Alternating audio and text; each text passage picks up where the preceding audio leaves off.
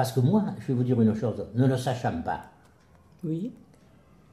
nous, on avait l'eau d'arrosage ici, le mercredi matin, de 5h à 7h. Là, pour arroser le pré, hein, il y avait le pré, à l'époque on avait le cheval, Je me souviens, hein, c'était bien sûr, intéressant. bien Bon. sûr. Seulement de l'eau, eh bien pratiquement il n'en arrivait pas. Alors, mon père, il venait tourner l'eau, parce que alors l'eau, normalement, on aurait dû la prendre au bas de la ferrage. Là. Mais l'ANSA, Avec les vaches. il nous obligeait à la prendre au coin qu'on appelle l'Orphéon, qu'on appelait l'Orphéon, où il y avait le grand portail de Paysanneau, où D'accord. maintenant il y a la mairie en quelque sorte. Oui, oui. Hein, même là il y avait une prise et notre canal il passait devant les écoles là, tout le long. Hein, bon. Alors, mon père, bon, à 4h30 il allait tourner là-haut, pour qu'elle soit au moins à 5h là en entreprise. Hein, bon. Et moi, à 3h le matin, je partais avec le vélo et je montais jusqu'à la source. Parce qu'ici, on n'avait presque pas d'eau. Mais là-haut, au quartier Pandouille, ou etc., Il y en avait trop. eh bien, les prés, ça baignait de partout. Alors, inutile de vous dire, les martelières que j'ai fait valser dans les années 50, là. Hein. Il n'y a jamais eu la castagne. Ah non, j'ai jamais rencontré personne. J'ai eu que des mots un jour avec le vieux Barney, Oui. le grand-père Barney. Oui. Alors, bien fait, je continue l'histoire là de l'eau. Et donc, j'avais découvert que au goût du crapaud, au-dessus du goût du crapaud, il y avait la prise des arrosants. Une grille avec la prise des arrosants. Ouais. Alors, pour alimenter le crapaud, ça formait écluse. Oui, tout à fait. Bon, il y avait des saignées Ouais. pour prendre une partie de Des l'eau, rigoles qui. qu'elle n'aille pas aux arrosants. Et moi, ne le sachant pas, qu'est-ce que je fais un jour, un matin, donc un mercredi matin, je bouche toutes Qui les rigolent. trucs qui tombaient dans le coup du crapaud. Ouais. Effectivement, à ce moment-là, de l'eau, j'en avais.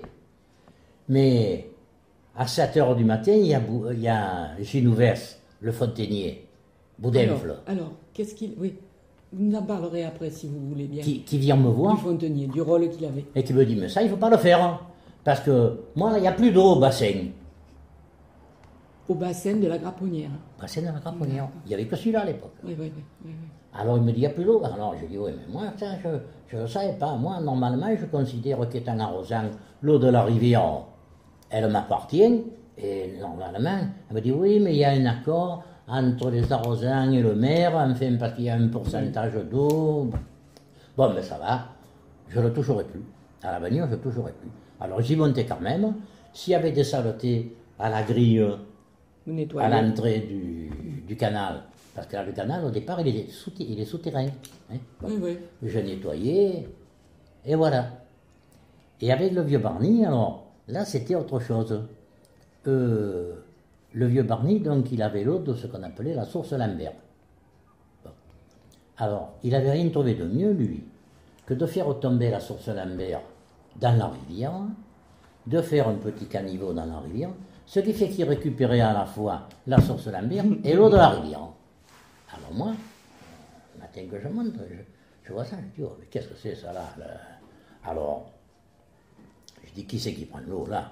Alors, je suis le ruisseau, et je vois une martelière un peu plus loin, il y avait le coup perdu, et ça allait chez les Barney. Moi, qu'est-ce que je fais? Je prends la martelière, et je bouche le canal. Voilà, tout se passe bien, on me dit rien, tout ça. Le mercredi suivant, quand j'arrive là-haut, le vieux Barney, il y était, il Il nous m'attendait. attendait. Alors, j'ai dit, monsieur Barney, prenez le frais là. On m'a dit non, il m'a dit, je t'attendais. Ah, j'ai dit, vous m'attendiez pourquoi? Ben, il dit, parce que jeudi dernier, tu m'as pris l'eau. Ah, j'ai dit, non, monsieur Barney. Je vous ai peut-être pris l'eau de la source Lambert, mais l'eau de la rivière, elle est à moi, le mercredi matin. Alors, je ne vous ai pas pris l'eau. Quant à l'eau de la source Lambert, si vous ne voulez pas que je vous la prenne, eh bien, vous avez qu'à... Il ne faut pas que vous la preniez. Non. Vous avez qu'à faire un pont sur la rivière, ouais.